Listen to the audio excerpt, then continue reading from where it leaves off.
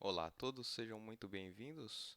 Meu nome é Marco, sou aluno de mestrado da UDESC de Joinville e hoje eu vou falar sobre registro de ciclo de vida de containers com Docker Swarm e blockchain consorciado. Vou falar sobre algumas questões de desempenho e sobre os impactos dela na nossa solução.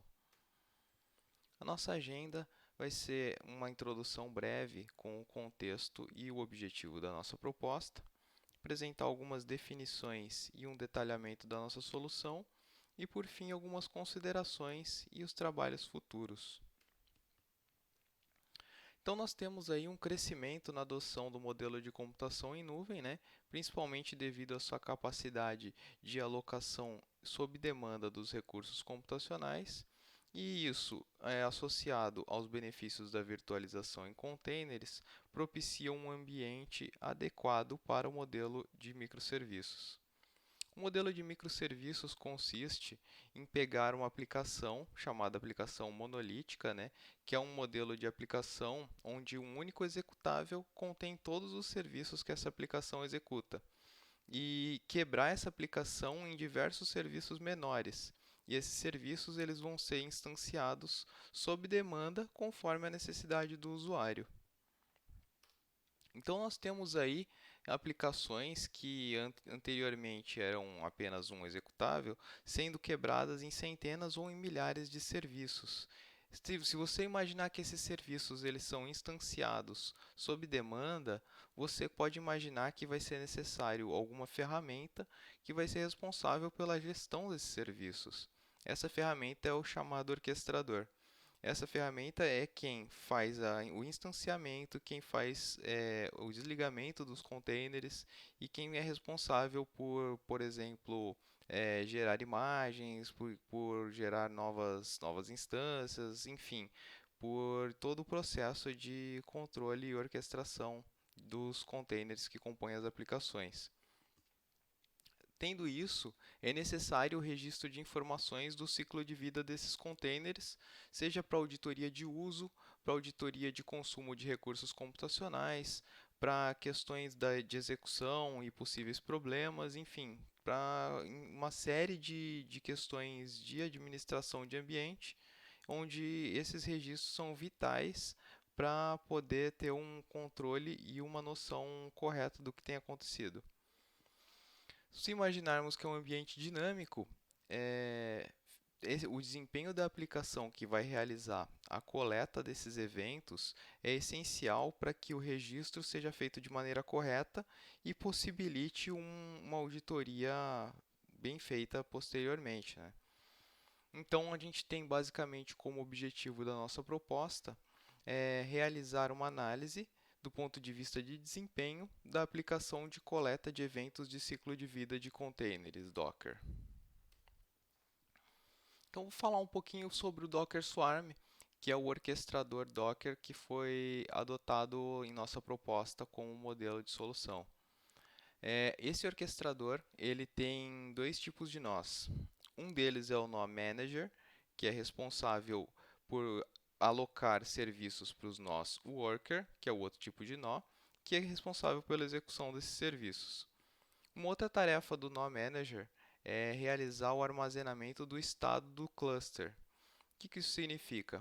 Quando um serviço ele é implementado no cluster, são definidas algumas variáveis e essas variáveis são assumidas como o estado desejado desse serviço. E então o Docker Swarm vai trabalhar para manter essas variáveis conforme foram pré-definidas. Um exemplo então sobre isso para ficar mais claro. Quando um serviço ele é implementado, você pode definir, por exemplo, que são necessários que fiquem em execução 5 instâncias paralelas desse serviço. Isso é uma variável que vai ser definida previamente e vai ser assumida como o estado dessa aplicação. E o Swarm vai trabalhar para manter essas 5 instâncias sempre em execução. Se uma delas cair, der algum problema, ele vai instanciar uma nova execução a fim de manter o estado distribuído. Esse estado ele é mantido através de um mecanismo de consenso, onde os nós chegam em um acordo sobre essas características e mantém esse armazenamento. É, Do ponto de vista desse consenso, é importante ressaltar que o número de nós manager sempre é ímpar e um desses nós vai ser eleito como líder e os outros são seguidores. Então, eles trabalham ali em um mecanismo onde, caso um desses nós falhe, algum outro seguidor vai identificar a falha e vai assumir como líder, mantendo o funcionamento do grupo de consenso e o estado do cluster. Já os nós workers são responsáveis apenas pela execução dos containers que foram passados para eles pelos nós manager. Vou falar um pouquinho agora sobre o ciclo de vida dos containers nesse ambiente. Basicamente, nós temos 4 estados aí para o ciclo de vida de um container, sendo eles o parado, ele em execução, pausado ou excluído. Dentre esses estados, há algumas transições possíveis. Então, quando ele está parado, é possível iniciar. Quando ele está em execução, é possível pausar ou terminar. Quando ele está pausado, é possível despausar. Enfim, temos alguns modelos de transição possíveis. Porém, o nosso trabalho ele vai focar nesses 4 eventos, que é o iniciar, o terminar, pausar e despausar. Por que nesses 4? O nosso objetivo aqui é fazer um registro do tempo de execução dos containers. Então, dessa forma, o que nós queremos registrar é quando um container inicia sua execução e quando essa execução é pausada, retomada ou finalizada. Então, vamos manter o foco principalmente nesses 4 eventos.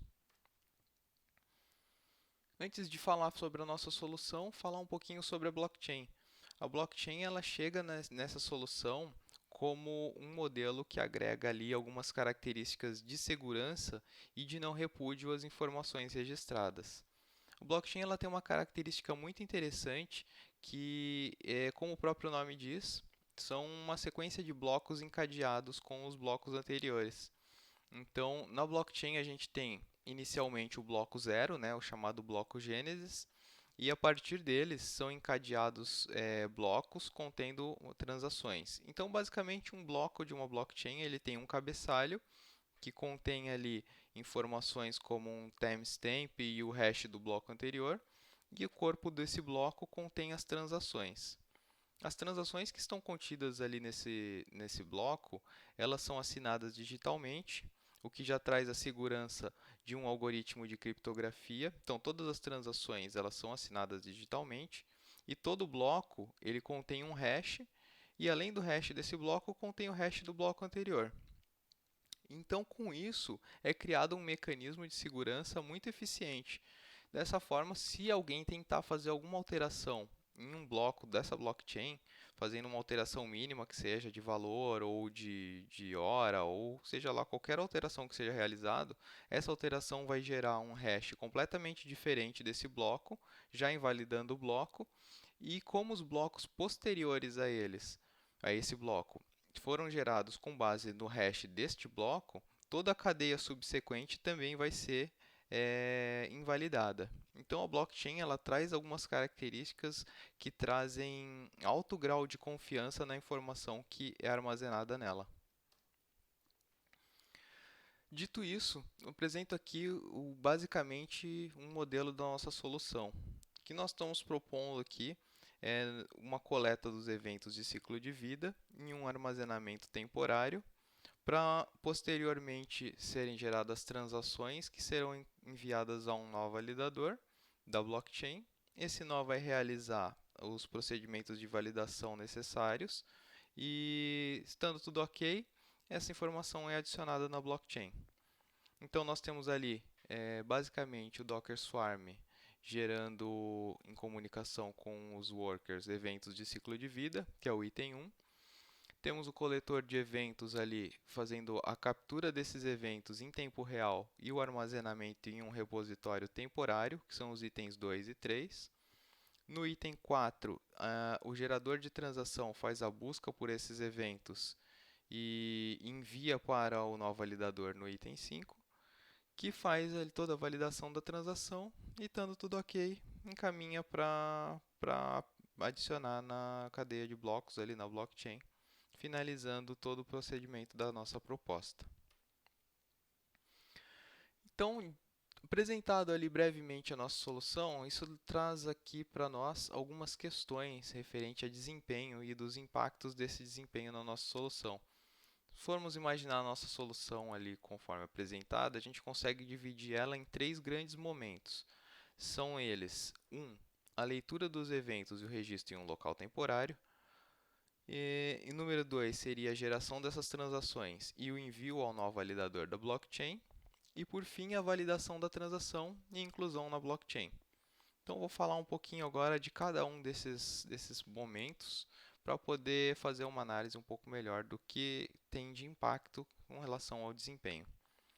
Então, se imaginarmos ali a leitura dos eventos e registro em local temporário, é importante a gente ressaltar aqui que a captura desses eventos ela ocorre em tempo real.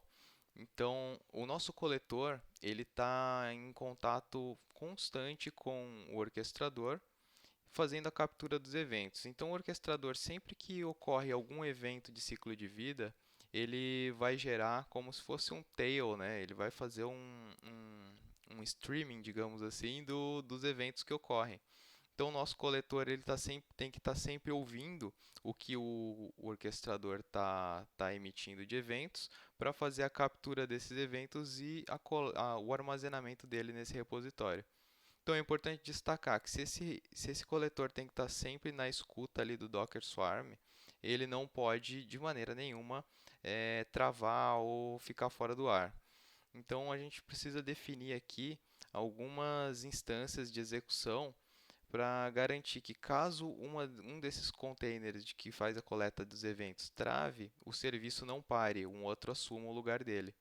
Então, isso deve ser desenvolvido com base no ambiente que está sendo implementada essa solução. Deve ser levado em consideração o número de containers que está em execução, para, com base nisso, termos pelo menos uma estimativa da quantidade de eventos gerados, para poder ser feita uma captura e o armazenamento destes.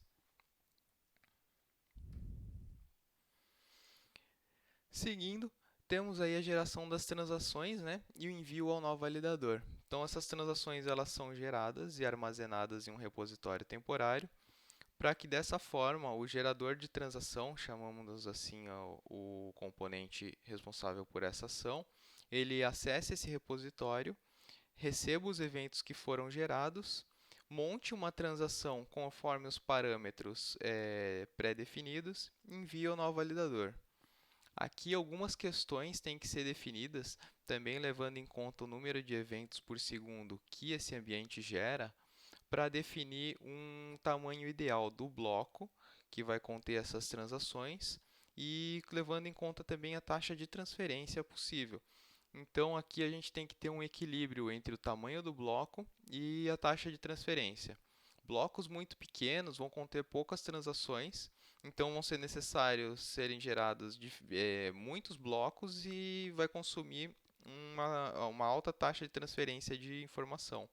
Por outro lado, se gerarmos blocos muito grandes, a gente vai ter um tempo de processamento para a geração desse bloco maior para um envio desse bloco pela rede. Então, o que a gente deve buscar nesse momento é um equilíbrio entre o tempo de processamento para a geração desse bloco e o tempo de envio desse bloco pela rede. Por fim, quando essa informação chega no nó validador, a gente vai ter aqui uma questão da validação dessas transações e do posterior do posterior adicionamento dela na blockchain. Então, nesse momento, é importante que a gente tenha questões como o tamanho do bloco e política de endosso bem definidas. O que isso significa? Política de endosso aqui nesse caso é importante a gente definir se todos os nós, por exemplo, deverão validar uma transação ou se essa validação vai se dar por maioria simples ou por 2/3, enfim. Temos que ter uma política que vai definir o nível de endosso necessário para que uma transação seja aprovada e acrescentada numa blockchain. E também o tamanho do bloco. Quanto maior o bloco, mais trabalhoso, mais recursos vão ser necessários para fazer a validação das transações que ele contém. Então, nesse momento também é necessário um dimensionamento com base no ambiente em que essa solução vai ser implementada, para que as variáveis possam ser ajustadas e não ocorra nenhuma perda de informação ou registro incorreto. Bom, como considerações aqui, é importante a gente destacar que todos os eventos de início, pausa e finalização, eles precisam ser registrados para que a gente possa ter um processo de auditoria dessas informações de maneira confiável. E como trabalho futuro, nós temos aqui a implementação da solução proposta para poder comprovar a viabilidade e verificar aspectos de funcionalidade e desempenho. É isso, agradeço a atenção de todos, espero que vocês tenham gostado. Muito obrigado.